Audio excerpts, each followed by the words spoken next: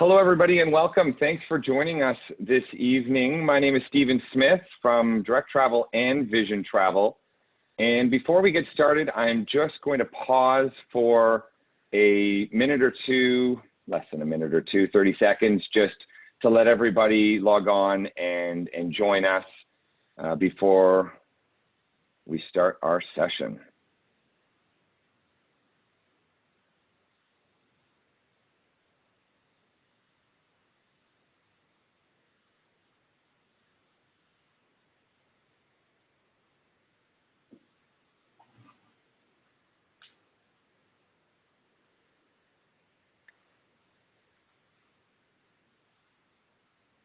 I see our numbers climbing. We, of course, are delighted that you're joining us. Okay, so let's get started. So thank you. This is our final summer installment of our Dream Away Travel Enrichment Series, and it's been a really exciting summer, and we are delighted to join you. I am not live in Australia. I wish this was live behind me, but it's a virtual background. But the rest of the team, other than Peter, are live in Australia, and we're delighted to bring this to you. It's tomorrow there for those of you in North America, but that's okay. We're going to live in the moment today, and we're going to hop around Australia with some friends. And so I do want to let you know of a couple things, housekeeping items. One is we are going to be continuing our Dream Away series in the fall, so watch out for more amazing travel enrichment events. We've got some cool things lined up, so watch out for those. We'll email you about those. And the other thing is we've got a Q&A module in Zoom, so please feel free to ask any and all questions as they pertain to Australia. We'll be happy to answer them. We'll have the panel on to answer any questions, big, small, whatever it's about. Please feel free to ask. And the last thing is what I suggest is that you go to speaker view. Everybody who is joining us is going to have their cameras turned off and muted from our crew live on remote in Australia.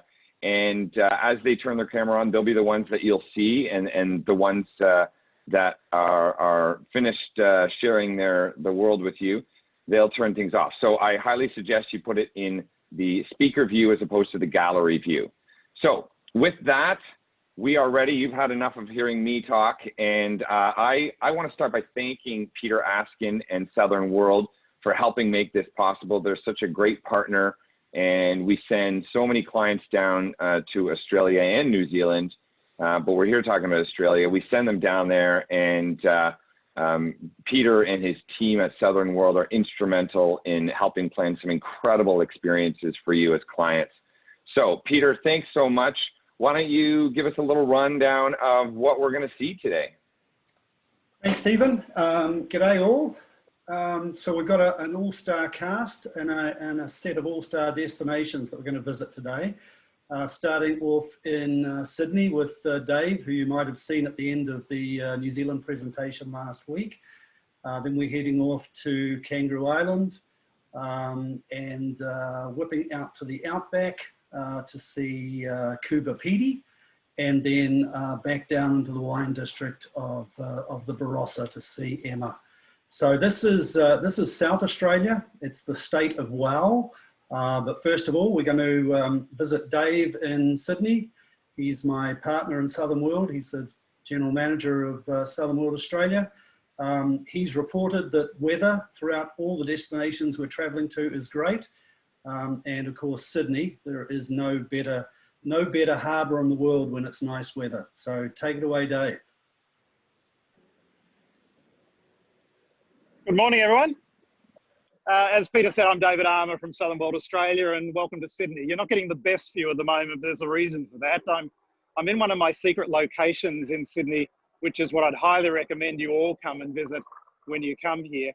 This is the Cahill Expressway. And I'll show you, it's just a road that actually goes over the whole length of Circular Quay. It actually connects the Sydney Harbour Bridge up with the road that takes you out to the airport here in Sydney. The reason I'm doing this is because although that view isn't that great, if I turn the camera around the other way, you'll see that it gives you that beautiful panoramic view of the whole of Sydney Harbour with the bridge and the Opera House. It's only 8:30 or just after 8:30 in the morning here, and it's still pretty cool because, of course, it's winter.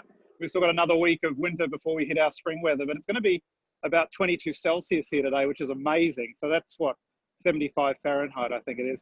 But it's still a bit cool in the morning. So what we're going to do, I've got about 10 minutes with you, is do a quick walk around the city.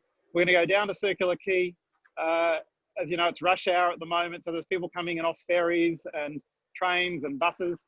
So we're just going to walk along the waterfront, and I'm going to tell you a few of the things you can do while you're in our city. So let's go. And I'll try and keep my camera still sideways because we've got to actually take an elevator down 2 levels. So below us on the Cahill Expressway actually is a railway station. So when you come into Sydney, if you actually wanted to, you can take the train in from the airport and get off here at Circular Quay Station. And as you can see, the ferries are coming in and out throughout the day. Population in Sydney is about 5 million people, and a lot of them live on the harbour. So they'll come in and out on the ferries to get to work if they work in the city centre. And other than that, it's either by train or by bus. You can probably hear a helicopter in the distance. We actually had there was a major car accident on the bridge this morning. So Cahill Expressway would normally be very, very busy. And as you can see, it's absolutely dead. So that's the harbour. And then if I turn 180 degrees the other way, there's pretty much downtown Sydney. So everything is really close and easy to get to. Anyway, we're just going to walk down the end here. I'm going to take a very dodgy elevator down a couple of levels, and then that'll get us down to the water level of Circular Quay. I do want to talk about bridge climb, which is one of the things you can do while you're in the city. Sydney Harbour Bridge, you can see the flags right at the top there. It's 134 metres high, that's about 440 feet. One of the best things you can do in this city, especially if you're a little bit adventurous, is climb to the top of that. There's a company called Bridge Climb. They have 3 climbs available for people. The main one, which is just the original bridge climb, is about a 3.5-hour journey, and you go all the way up the top arch of the bridge, right to the very top where those flags are, and then you cross over to the other side, and then come down the top arch all the way back again. That climb actually just goes on this side of the Harbour Bridge, so it goes up to the top and then back again. There's another climb for people who are short on time called Express Climb, and that's 2.5 hours. That goes on the bottom arch of the bridge, still goes right up to the top where the flags are, and then comes down again on the bottom arch as well, and that's a quicker climb. And they've just introduced a new climb called the Ultimate, which actually goes the entire bridge. So we're on the south side of the bridge over here in the city. So the Ultimate climb actually goes on the bottom arch to the top, all the way up to the flags, and then goes down the other side over to North Sydney, and then comes back again on the other over here as well. That's also 3.5 hours duration. So again, if you're a little bit adventurous, I get vertigo and I've done it several times. Even if you're scared of heights, it's actually a brilliant thing to do. Okay, well, our next challenge is actually going into the elevator down to Circular Quay. So it could be a little bit noisy because there's some construction work going on down here, but hopefully we'll make it in one piece. And as you can see, you still get amazing views, even from a dodgy elevator.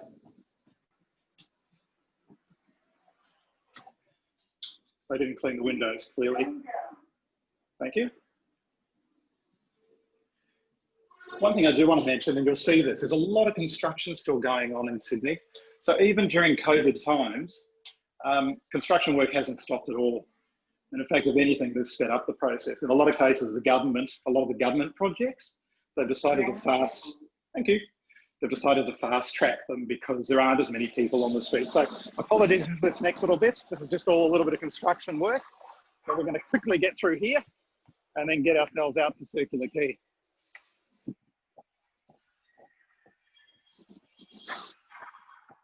As I said, it's about 8:45 in the morning here, so a lot of people are heading to work. As far as COVID's concerned, you can see there's not many people wearing masks.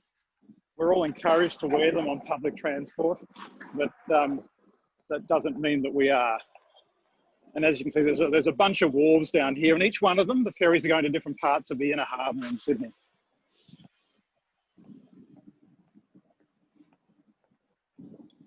It's all pretty quiet considering.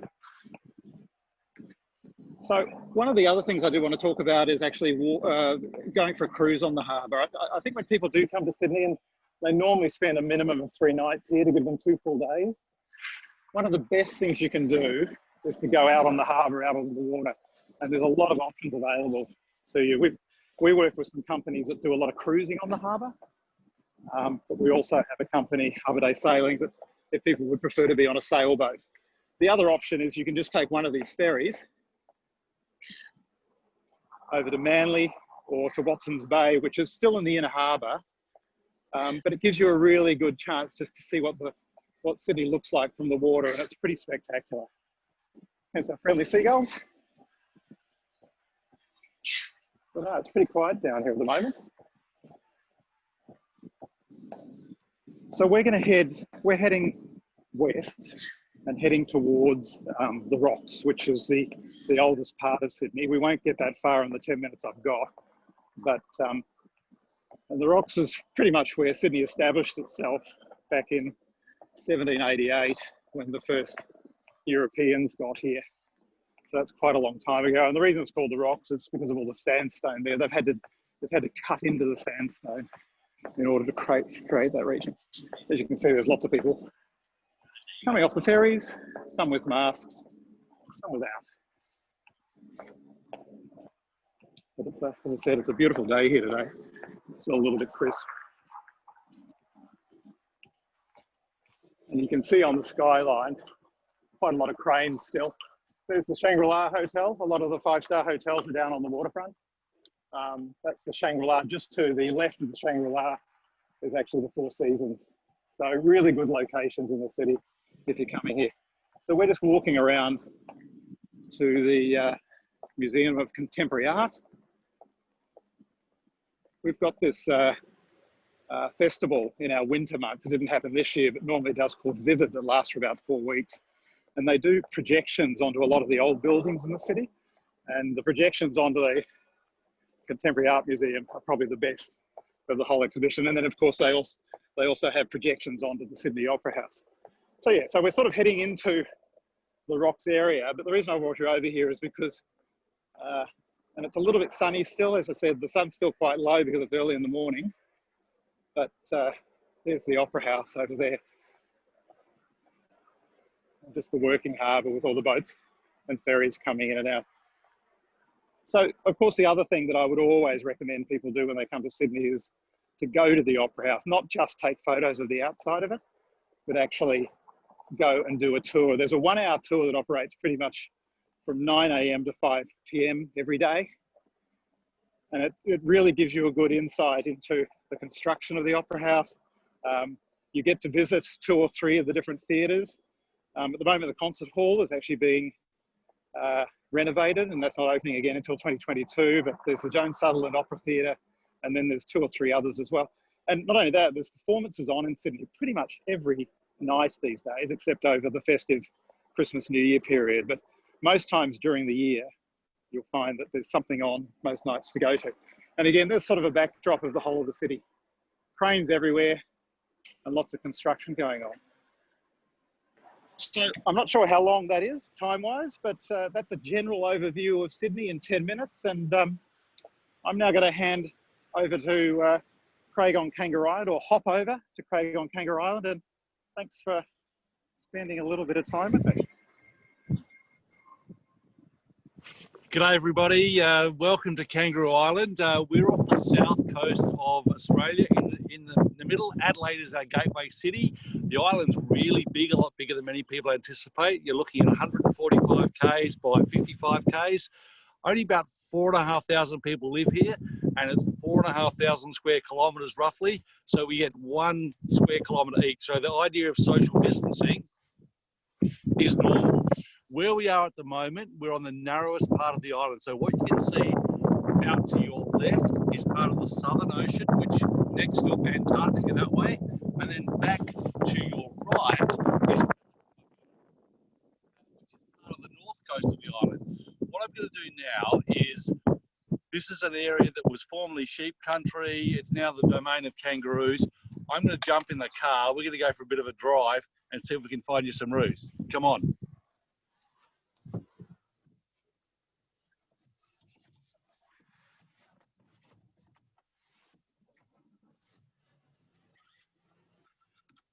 So Kangaroo Island is called Kangaroo Island because of what Matthew Flinders, who is the first European that we know of who came through here, that's what he had for lunch.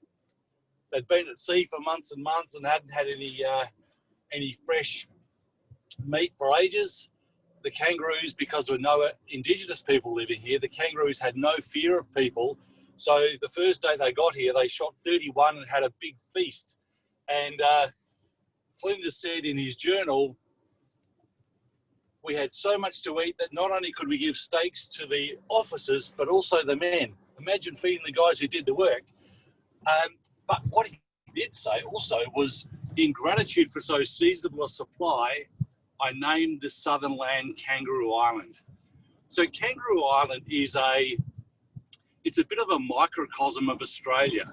Red dirt roads, sheep and cattle farms, beautiful beaches, coastline, some beautiful local produce. And it's a sort of place that it really, you know, a lot of our Canadian guests will say, at last I feel like I'm in Australia.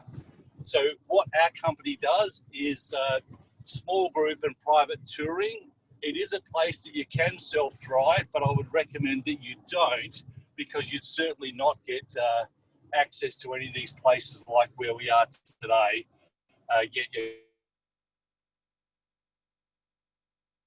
Getting out a self-drive in safari in Africa, which really wouldn't cut it. So we've got some roos just in front of us here. So they're just it's early morning, a couple of roos just hopping through. And the kangaroos here are really, really dark in colour. We might pop out here and see if we can take you for a bit of a walk.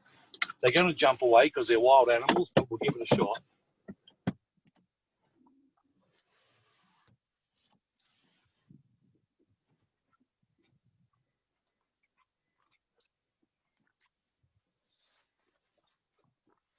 So they're quite curious animals.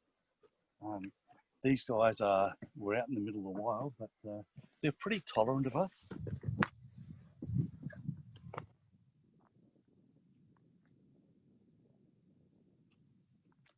So we're sitting at about 15 metres away. So what we've got 1, 2, 3, 4, 5, 6, 7, 8 roos, and then off in the distance, there's more of them. So the Kangaroo Island kangaroos are a local subspecies. They're much darker than the mainland roos, really, really stocky. And that's pretty typical for Kangaroo Island because we've got, it's a bit like the Galapagos in terms of having that genetic drift where the isolations meant things that evolve a little bit differently from on the mainland. So a lot of the mums have got joeys in the pouches. Some big boys off there in the background. So early morning, it's been a cold night, pretty clear night. It was a bit foggy when we were driving out here, and so the roos are warming up. Just gonna, they're hopping off there.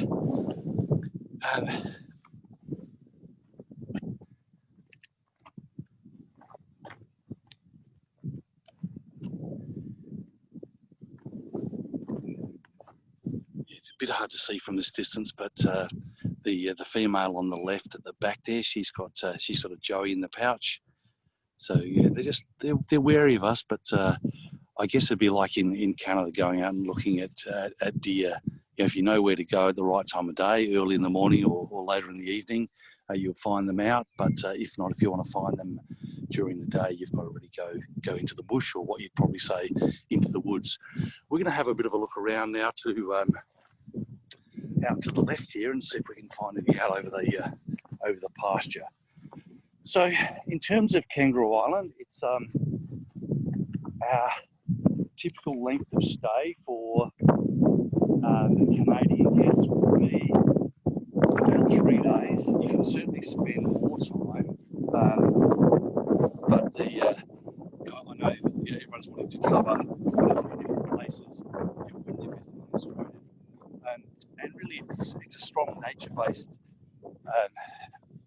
There's a couple down here. If we go around to the left, little Joey and a big boy.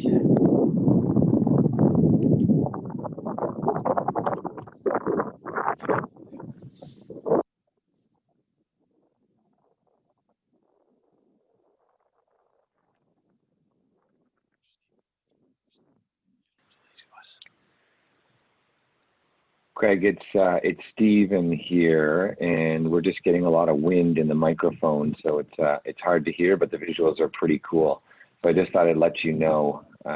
Thanks, mate. I feel like I have to talk quietly because we're near the kangaroos. I guess I don't have to, but anyways, this is fantastic. Thank you. They appreciate your consideration, mate. So yeah. So I'm probably getting pretty close to my time with you and the kangaroos. Kangaroos, with a name like Kangaroo Island, yes, that's a key part of it. But the wildlife range here runs to koalas, wallabies, sea lions, fur seals. Our bird list runs to about 260 odd species, so that's a third of the entire bird count. Great local wines, oysters. So we live pretty well, and really look forward to being able to share that with you as soon as those borders open up. We're going to be here waiting for you, and with a warm Aussie welcome. So we'll just go a little bit closer to these guys and have a look, and then I'll be handing you over to our good mate Rob, who's in the outback up in Coober Pedy, the Opal Centre. So so we're probably at about 10 metres now, and they're saying, okay, that's enough. So we'll just stop here. Anyway, thanks very much for tuning in. Really appreciate the opportunity to catch up, and can't wait to meet some of you face to face. So we'll hand over to Rob now in Coober Pedy, and stay safe and keep travelling. Good morning from Coober Pedy. Perfect blue sky. Here we are driving into Coober Pedy. The town is not tiny, small, population about 2,000. We're driving down the main street of Coober Pedy. Coober Pedy is 850 kilometres north of Adelaide, 690 south of Alice Springs, so we're pretty much smack bang in the middle of Australia.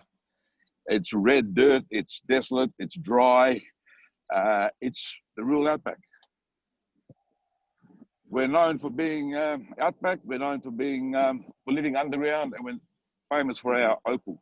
We find the white opal here in Coober Pedy. We're driving down Hutchison Street, which is the main drag, which is named after Willie Hutchison, who found Coober Pedy in 1915. So we've just had our 100-year anniversary. Terry, my driver here, is just about to let me out of the car, and we arrived here at the Desert Cave, and I'm going to show you what the hotel does and everything else.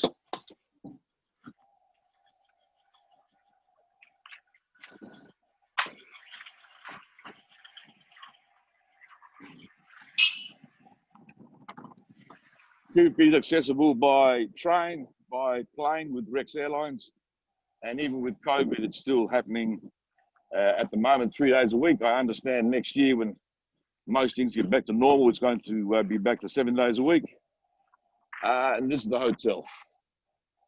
We live underground because it's cooler in summer, warmer in winter, and we go into the side of a hill. We don't actually go down into a hole. We actually, as you can see there, that's the hill up through there. We have faced the hill. We go horizontally into the side of the hill. This is the reception. Your clients would typically come in from the airport, check in, and then walk across to a room. And we'll just quickly now show you a room.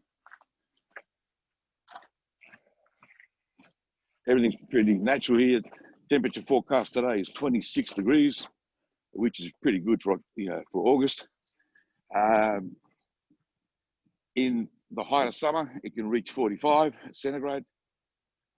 In the depths of winter, which we've just had, Daytime can be 22, 23, 18 maybe, and nighttime can be down to 5, 6, 7 degrees. This is entrance to room 2. You can see here all the sandstone walls, the entrance to the room. And these walls are all sandstone, etched out from the earth. Full bathroom, full underground room. This is the only room where you actually go downstairs to experience the underground room. Queen size beds, all facilities, everything you can possibly ask for. This is our prime family room. As you can see, it's quite stunning.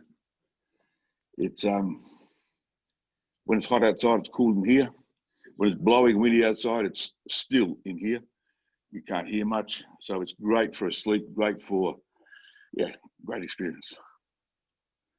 We now move on and go across to the other part of the complex. And pardon my movement of my camera while I try and get there as fast as I can. We'll go back through the reception.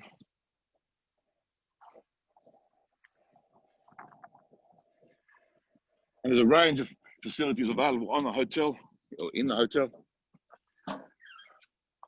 We're in reception. And part of that, there's an underground display to the rear of it. That goes down and connects up with the other part of the complex. Your guests would typically check in through here. They would say hello to Anthony, get their key, and they'd be encouraged to go across to their room.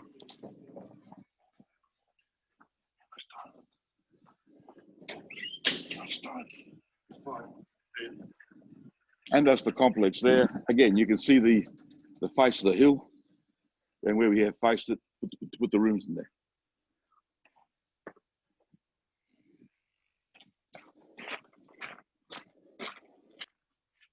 Hotel is like so.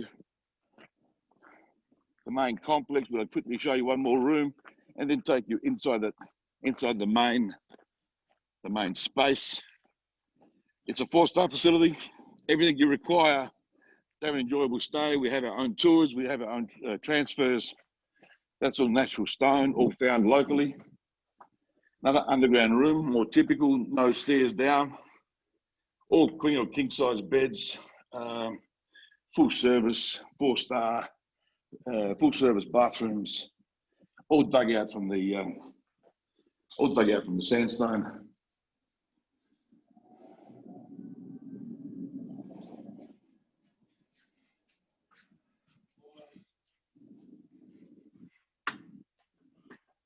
And now we go across to the main complex and over to the shops and bars and cafes and the like. Your clients would go from their room and continue on and maybe go shopping or maybe go for breakfast or maybe lunch.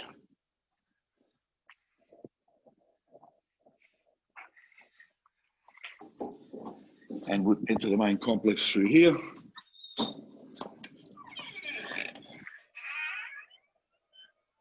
Top to bottom is about 58 feet. Main entrance there is a tunnel that's about 15 feet wide and about 10 and a half feet high. We're going into the main complex.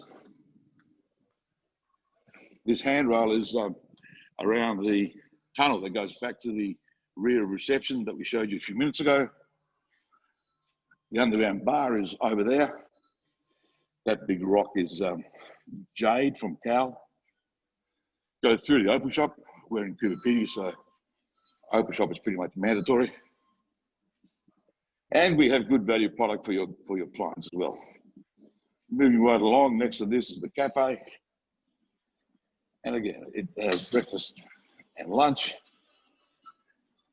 Everything you expect in a hotel, full services.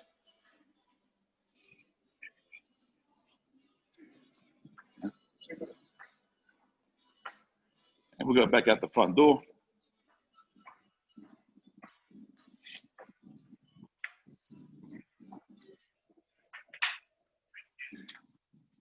And that's the hotel. And the fields are all about 4 or 5 k's out, so it's a bit too far for us to go there and show you exactly the open mining fields. It's a glorious morning. Thank you for your time. I appreciate your effort to come and see us. We're here waiting for you. Whenever you're ready, hop on a plane, come and see us. I'll now introduce Emma from the Barossa Valley to take over and show you her beautiful place. Awesome. Thanks, Rob. Hi, everyone. I'm Emma, and I am coming to you live from the Barossa Valley, from the Louise in the Barossa Valley.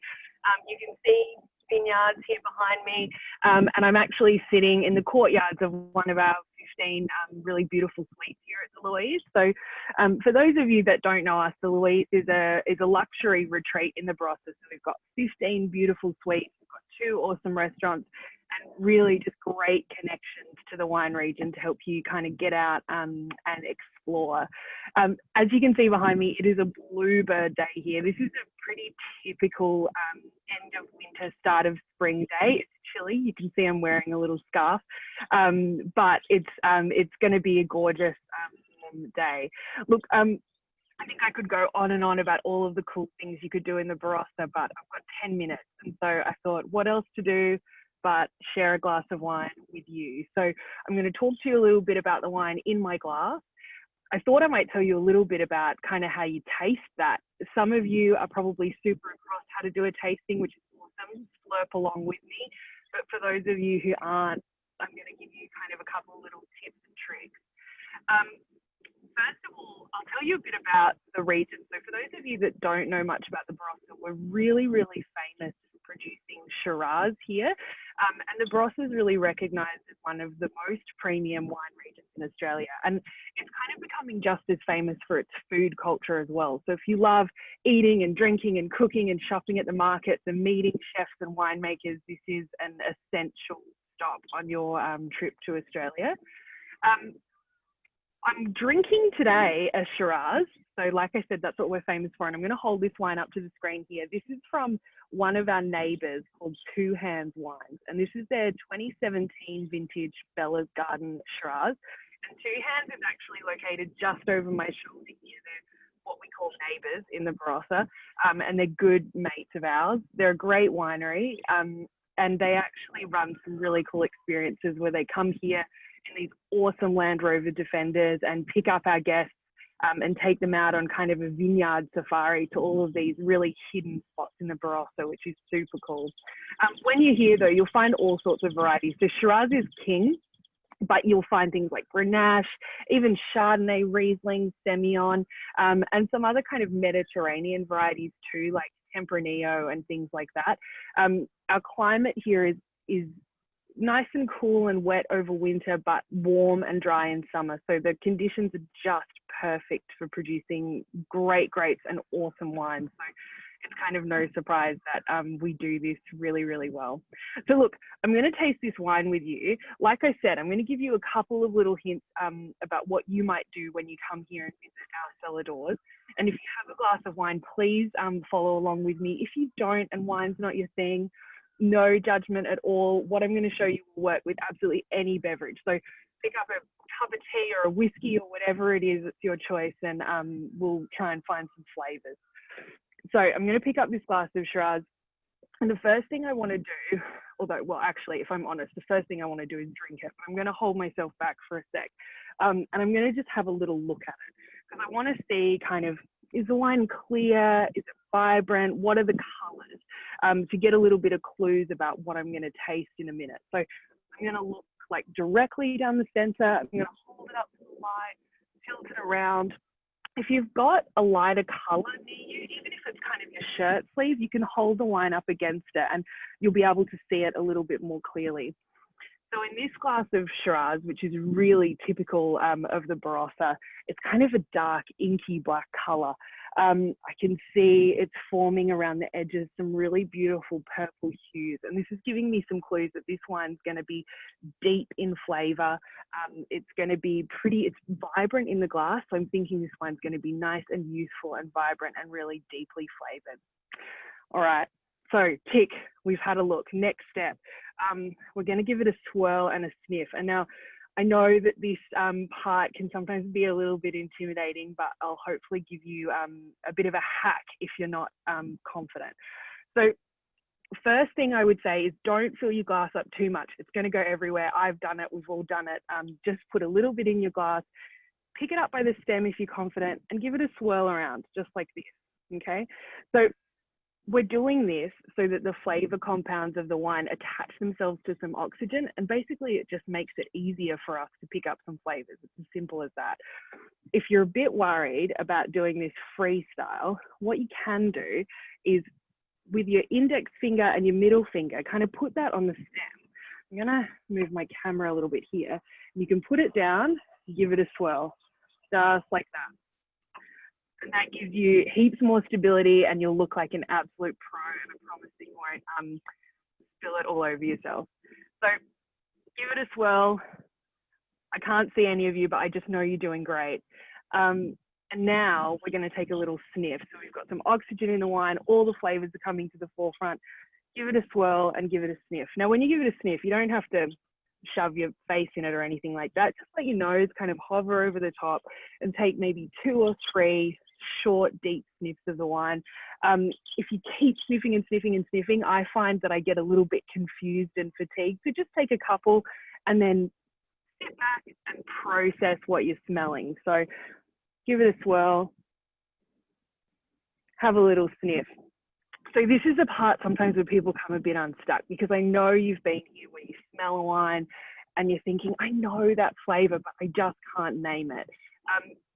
Give yourself a break. It takes wine professionals a really long time to be able to identify flavor components in the wine, and there's potentially thousands of them in here. So what I like to do is just keep a couple of things that I know rolling around in my head and just start looking for them. And I'm looking at this wine and I'm thinking, I'm probably going to see some berries. I'm probably going to see, you know, some dark fruit, because that's what it looks like to me when I look at it. And that's exactly what I'm seeing. So this is like dark cherries, blackberries, tart dark fruit, a little bit of vanilla too. So that's giving me the clue that this wine maybe has seen a little bit of oak character. Smells delicious. All right, so now the good bit, we can taste it. When you do, we want to add some oxygen to the wine as well. So we're going to do that like weird slurpy thing that people do, but bear with me and follow along. So if you have a little sip and then draw some oxygen while the wine's still in your mouth, draw some oxygen through, just kind of like you're sucking through a straw. And you'll be able to just, the flavors will amplify and you'll be able to taste a little bit more. So it's going to sound really weird, sorry, but follow along with me, okay?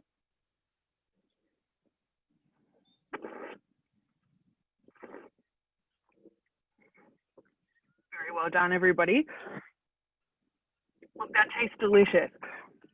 So similar to the things that I was smelling. It's dark cherries, blackberries, but the wine is luscious. It really has some beautiful body, and it's kind of clinging to my cheeks and sending all of these flavors all the way down the back of the palate. And the good flavors are lasting a really long time. It's got really beautiful length. I would say this is a really typical Barossa Shiraz. It's generous in flavor, it's deeply flavored, it's vibrant, it's got great length. It's only 8:30 in the morning and I'm really enjoying this. So look, I hope you've enjoyed tasting along with me. This is a wine, you know, if you like to drink young, vibrant wines, drink it now. If you've got more patience than I do, put it away. But in the meantime, I hope you've got something delicious in your hand. If it's a Barossa wine, all the better. If not, I hope that we can kind of show you the spoils of this region really, really soon. And in the meantime, cheers and thanks very much. Thanks, Stephen. Thank you, Emma. That was fantastic, and you're making me thirsty. But I'll have to wait till after to have a sip. So we're going to go to Q&A, but I'm going to ask you to stay on, Emma, because we've got a few questions for you. What is the name of your resort again? It's the Louise. So the Louise Barossa Valley, and it's named such because our owner, we're owned by an American couple, Jim and Helen, and they have a string of great Louise women in their family. It's Helen's middle name, Jim's grandmother's name, so it's kind of an ode to the Louise. Excellent. And for everybody who's listening, we'll make sure in an email, follow-up email, that that we spell out the name of that and give you a few details. And then the other question for you was, what was the name of that Shiraz that you were drinking and sharing with us? I'll hold it up again. So this is Two Hands Wines, and it's called Bella's Garden. It's named after the winemaker's daughter. So Two Hands Wines, and I know that they do sell these wines in the US and Canada. They are a smaller boutique winery, but if you can get your hands on some, they're delicious. I actually, while you were holding it up the first time, I quickly Googled and found out that it is available right around the corner from me. So that is excellent. Oh, cool. I'm in Canada, so I can tell people it's probably available in most of Canada and the US, and we were aware of that. And this is the Barossa wine region. So we will share all of this information in the follow-up email, because we've had a few people asking about that. So thank you very much, Emma. Now, we do have a few other questions that I'm going to go through. I think I'm going to jump to Craig. We have somebody asking, what was the type of kangaroo again that we were watching on Kangaroo Island? Stephen, they're called, unsurprisingly, a Kangaroo Island kangaroo. They're a subspecies of the Western grey. So one of the biggest species, actually the heaviest kangaroo ever weighed, is a Kangaroo Island kangaroo. So really, really stocky. Okay, excellent. And I think I had another question. I actually had a question for you, Craig. So you're walking, 10 to 15 meters from the kangaroo. Are kangaroo dangerous? Because my understanding was that kangaroo can be kind of dangerous. Is that a fallacy, or is that true? I would say I'd put kangaroos in the same category as deer. I mean, kangaroos don't have antlers. That'd be a funny look, but they have a very good defensive game. They're not very offensive. So the only time you would really be in trouble is if an animal has been hand-reared and has no fear of people, then the boys get a little bit stroppy, because people do raise kangaroos if they've been orphaned with, say, mum's been hit by a car or something. But typically in this situation, there's a little guy only probably five meters away from me, and this is a place we come to often, so they're used to people, but we always respect their distance. And if they're comfortable, we can be closer. If they're not, if they're starting to be weary, we then back away. If it was a big boy, they often have no fear of people, and I would not be at this proximity. We'd be staying at a bit safer distance and make sure that he can focus on the business of being a kangaroo rather than worrying about what am I going to do. Excellent, thank you. And we did have a question that we answered in the Q&A module. Where is Kangaroo Island on the map? And the answer is just off the coast of Adelaide, about a 20-minute flight, or you can drive and take a ferry, which takes about 3.5 hours. So just wanted to share that with you. Now, back to some other questions. One more for you, Craig. Are there wombats on Kangaroo Island? There are not wombats. So we've got bandicoots. We've got 4 species of possums. We have Kangaroo Island kangaroos, Tamar wallabies, platypus, echidnas, goannas, 2 snakes, but no wombats. Don't know why.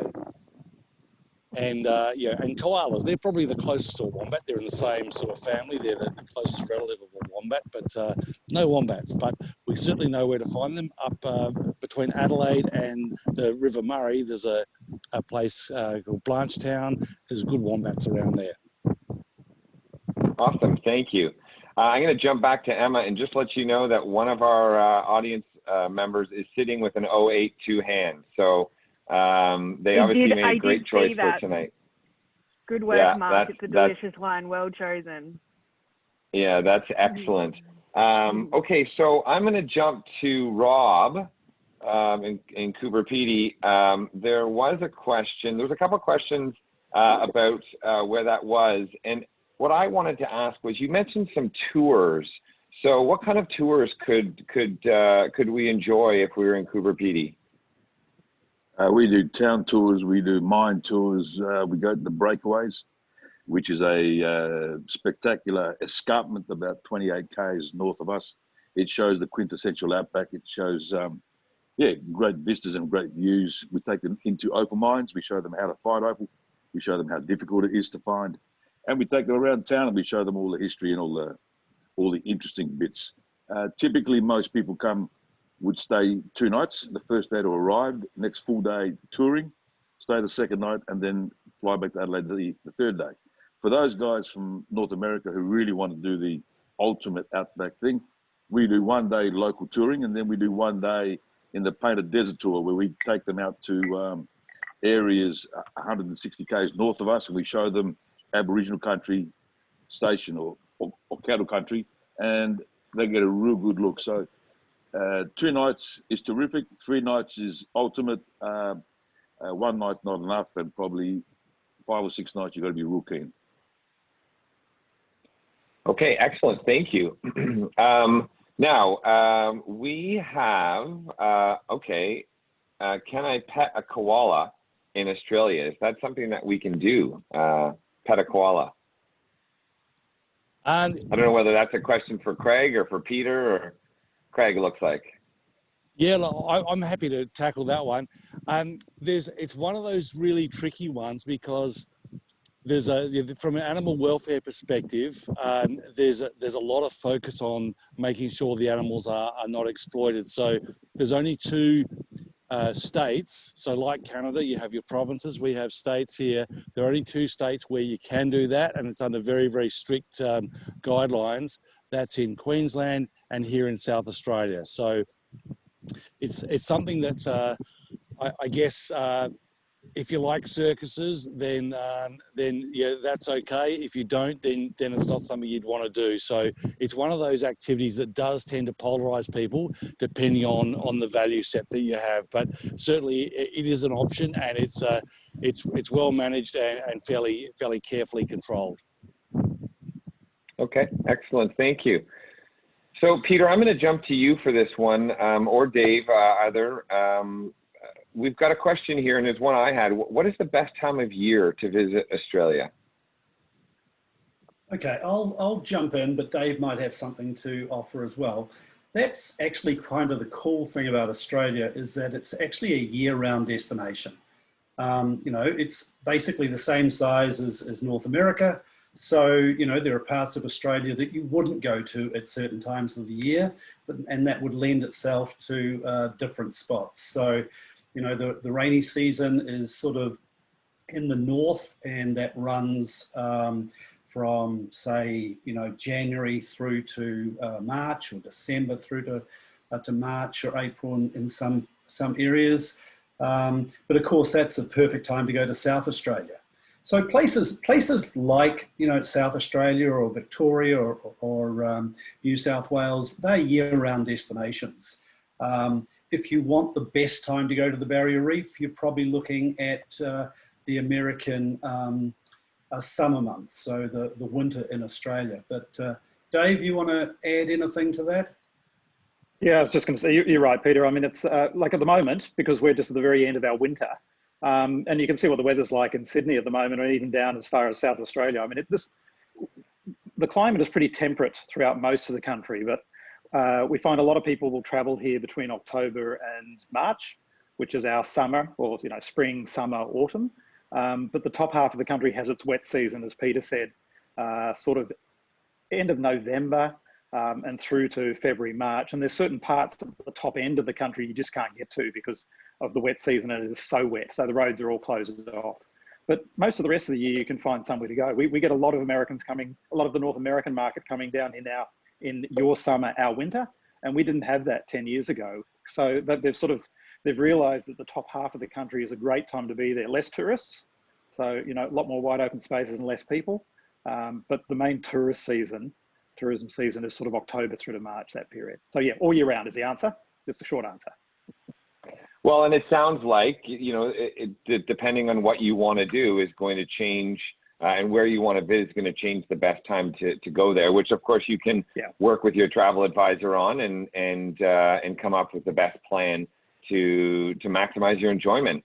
Though I will say that this must be a good time of the year, because every single picture we're looking at, every single video feed, it looks beautiful.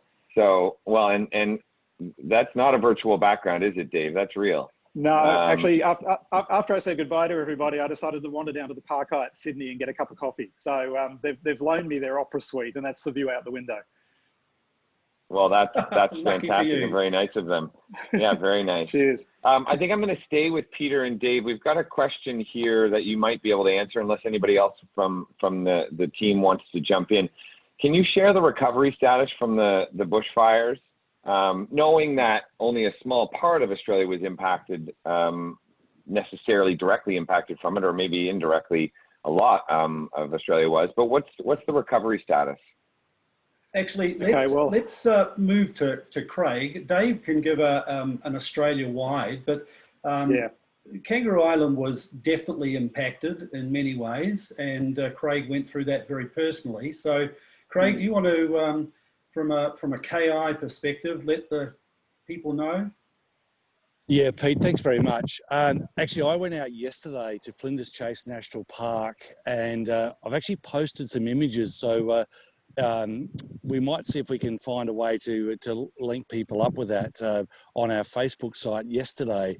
We went out to Flinders Chase National Park. That park covers 200,000 acres, the entire west end of the island, and 98% of the park burned. So it was, the impact was enormous, but really happy to say that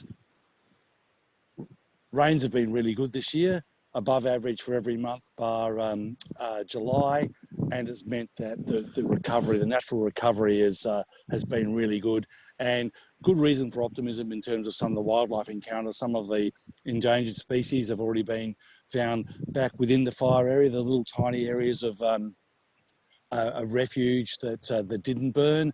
And Australia's been burning for millennia, so for nature it's a big reset. It's a once in a generation opportunity for some of these things to germinate, which otherwise won't do. So whilst the scale of the fires were enormous early this year, things are starting to come back. So from a community sense, a lot of the farmers have been refencing and rebuilding. As you've seen from the landscape around us, everything's nice and green, and it really is coming back in shape. So we'd rather not have experienced it, but as I say, there are some positives in terms of some of the germination and a natural reset. So very pleased to see what is coming back. So thanks very much for your interest, because we really were overwhelmed by the level of support from our friends from Canada and the US who helped us out a lot. So the gratitude from the Aussies here for your support. Well, and that's great, and it was such a focus earlier in the year, and then of course our attention shifted elsewhere, and it was still on our minds as to how things were going. So thanks for sharing that with you, Peter. Sorry, you're going to say something else?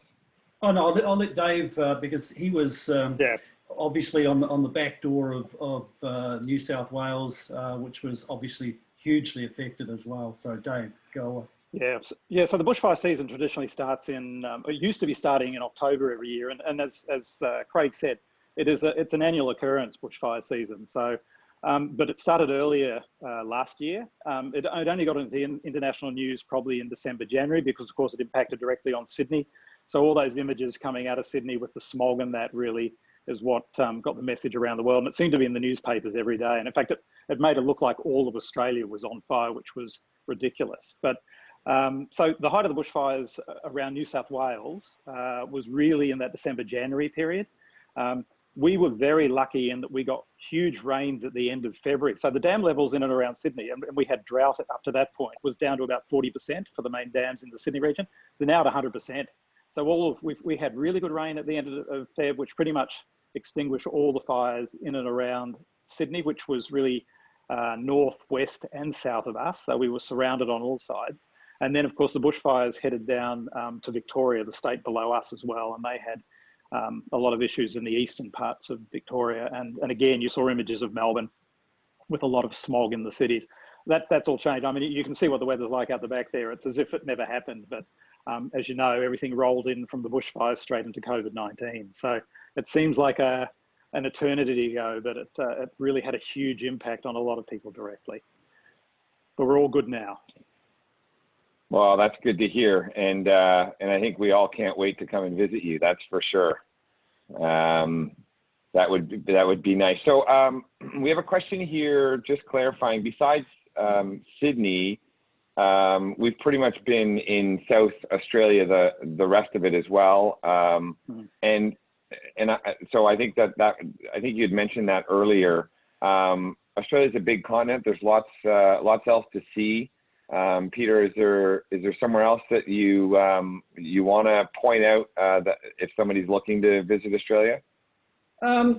Maybe we should keep that a surprise and look at explore some part of the rest of Australia, because there is plenty more to see. You know, we've obviously given you what you know, the wow of South Australia and obviously the most magnificent harbour in the world in Sydney.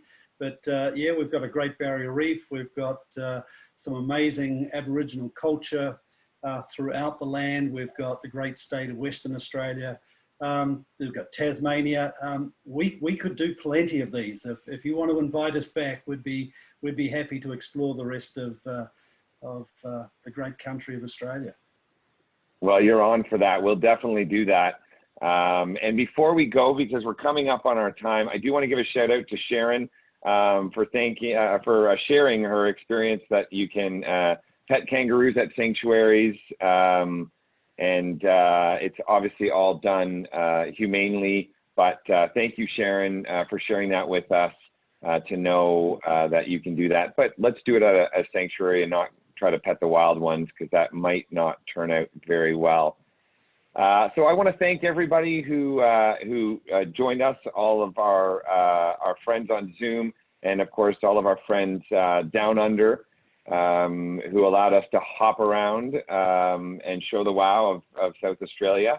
And before we go, I think it would be perfect if we had a cheers for everybody who joined us tonight and tomorrow morning in Australia. And please enjoy the rest of your evening. Stay safe, wash your hands, wear a mask, and we will be sending you all kinds of details of what we shared today and details of our next Dream Away Travel Enrichment series. So thanks, everyone. Have a great evening. Have a great day in Australia, and we'll see you soon. Thanks, Stephen. Thanks, Stephen. Thanks, everybody. Thanks, Stephen. Thank you.